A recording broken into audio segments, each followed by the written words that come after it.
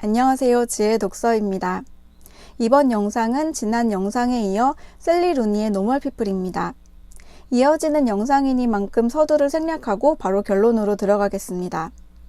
우여곡절 끝에 서로가 사랑임을 깨달은 메리앤과 코넬은 연인이 되고 그로부터 얼마 안 되어 코넬이 미국 뉴욕의 대학으로부터 문예창작과의 예술 석사 과정에 통과하게 되었습니다. 이제 소설의 마지막 장면입니다. 약간 길지만 읽어보도록 하겠습니다. 난 여기 있으면 돼. 넌 가면 되고. 딱 1년이야. 난 너가 가야 한다고 생각해. 그가 거의 웃음소리처럼 들리는 이상하고 불분명한 소리를 내며 목을 만진다. 그녀는 수건을 내려놓고 뒤엉킨 머리카락을 천천히 빗질해 풀기 시작한다. 말도 안 되는 소리야. 너 없이는 뉴욕에 안 갈 거야. 너가 없으면 난 심지어 여기에도 있지 않을 거야. 그녀는 그의 말이 사실이라고, 정말 그럴 거라고 생각한다. 그는 어딘가 완전히 다른 곳에 있으면서 다른 종류의 삶을 살 것이다. 심지어는 여자들과의 관계도 다를 것이고 사랑에 대한 열망도 다를 것이다. 그리고 메리앤 자신도 완전히 다른 사람일 것이다. 그녀가 한 번이라도 행복했을까?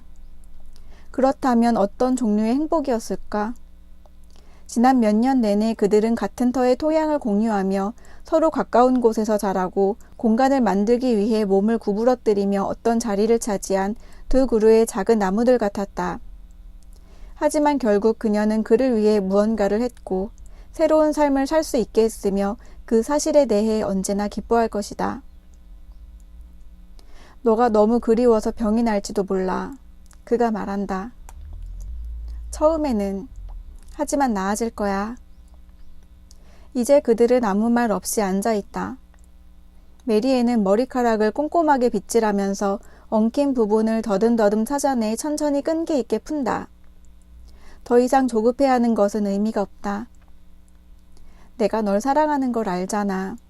다른 사람한테는 절대로 똑같은 감정을 못 느낄 거야. 그녀는 알고 있다는 의미로 고개를 끄덕인다. 그는 진실을 말하고 있다. 솔직히 말하면 어떻게 해야 할지 모르겠어. 내가 여기 남았으면 좋다고 말해줘. 그러면 그럴게. 그녀는 눈을 감고 생각한다. 그는 아마 돌아오지 않을 것이다. 아니면 달라져서 돌아오거나. 그들이 지금 누리고 있는 것을 결코 다시는 되찾지 못할 것이다. 하지만 고독으로 인한 고통은 그녀가 예전에 가치없는 존재이기 때문에 느끼던 고통에 비하면 아무것도 아닐 것이다.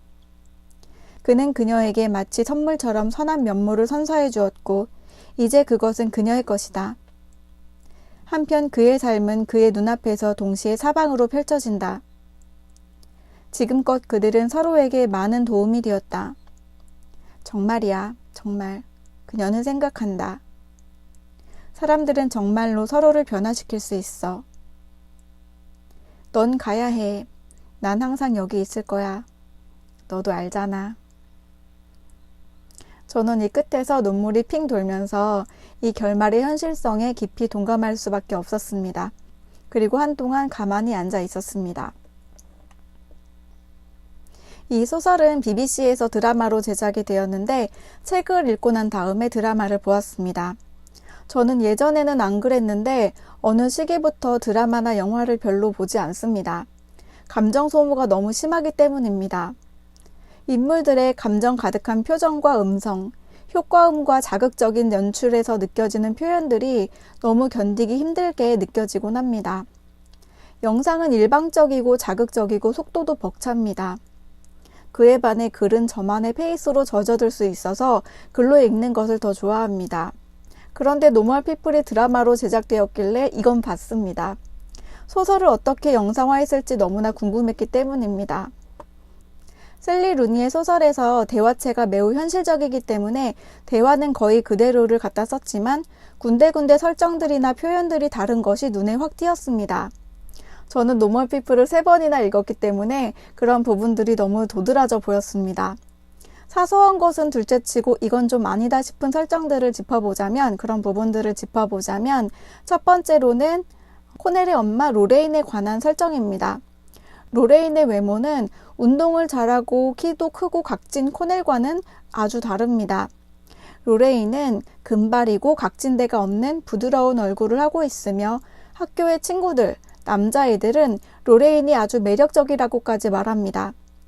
고등학생 남자애들이 친구 엄마임에도 불구하고 매력적이라고 말할 정도면 정말 늘씬하고 아름다운 외모를 갖고 있다는 것인데, 그래서 저는 줄리아 로버츠를 생각했습니다. 이 역할에 아주 어울리는 배우라고 생각을 했습니다. 소설 원더를 영화로 만들었을 때 주인공 남자아이의 엄마로 줄리아 로버츠가 연기를 했습니다.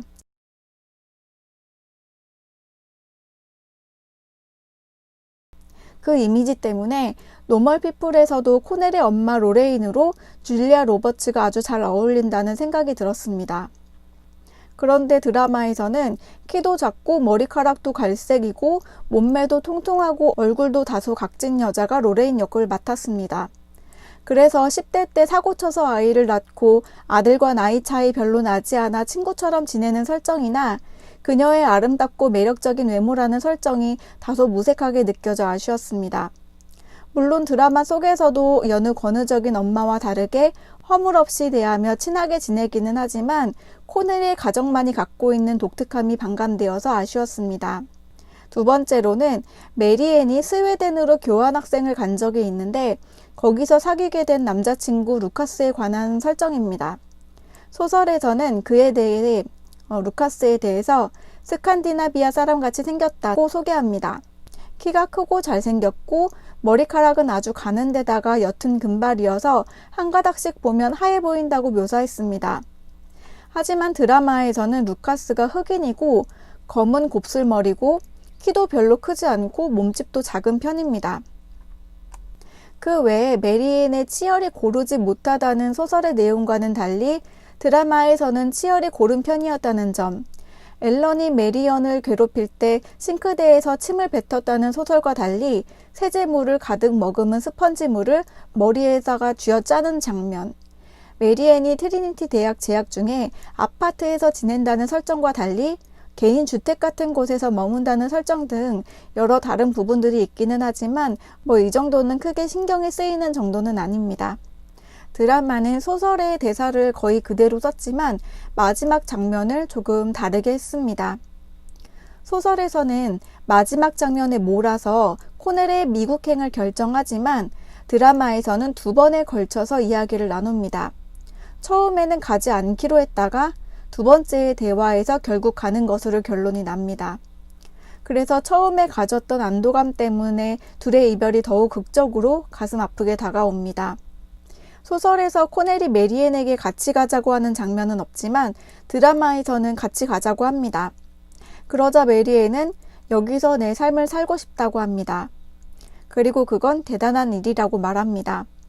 그동안 메리앤은 많이 흔들리는 삶을 살았기 때문에 이 대사가 와닿았습니다. 그리고 소설에서는 딱 1년뿐이라는 말을 메리앤이 하지만 드라마에서는 코넬이 합니다. 하지만 메리앤은 결코 1년만이지 않을 거라는 직감을 하죠. 그래서 이렇게 말합니다. 장담하지 마. 너도 알 수 없어. 우리 각자가 어디에 있을지, 어떻게 될지도 말이야. 이게 현실이죠. 아까 읽기도 했지만 소설에서는 이렇게 표현을 해놓았습니다. 그녀는 눈을 감고 생각한다. 그는 아마 돌아오지 않을 것이다. 아니면 달라져서 돌아오거나. 그들이 지금 누리고 있는 것을 결코 다시는 되찾지 못할 것이다. 너무나 현실적이라서 슬프고 가슴 깊이 공감했습니다. 이 둘은 어떻게 될까가 너무나 궁금해집니다. 이 소설처럼 후속작이 간절해지는 경우도 없을 거라는 생각을 하면서도 또 오로지 상상만 하고 싶다는 생각이 들기도 했습니다. 어쨌든 저의 바람과는 상관없이 셀리 루니 또한 후속작을 쓰지 않을 거라는 생각이 들었습니다. 그녀는 밀레니얼 세대의 셀린저니까요. 나이가 들은 메리앤과 코넬의 이야기는 쓰지 않을 거라는 생각이 듭니다. 이 소설은 대학 시절 두 사람의 이야기가 핵심입니다. 제가 대학 시절의 이야기는 많이 소개를 하지 않았는데 그 대학 시절 동안의 이야기가 핵심입니다. 어떻게 서로의 아픔을 공감하고 치유하는지, 서로에게 좋은 영향을 미치며 성장하는지 그 이야기를 셀린저와는 다른 셀리 루니만의 색깔로 세련되고 치밀하게 이야기하고 있습니다. 서로를 통해 친구란 무엇인지, 사랑이란 무엇인지, 자신의 삶을 사는 것은 무엇인지, 주관 있는 삶을 사는 것은 무엇인지를 깨닫습니다. 독서를 지겨워하는 사람이라도 아주 재밌게 빠져 읽을 수 있는 책입니다.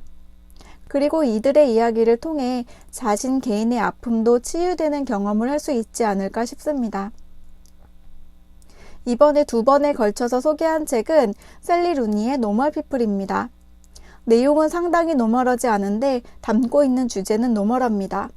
또한 책 표지 그림은 노멀하지 않은데 문체는 노멀합니다. 참고로 드라마는 19세가 걸려 있습니다. 참고해 주시기 바랍니다. 지혜의 독서였습니다. 감사합니다.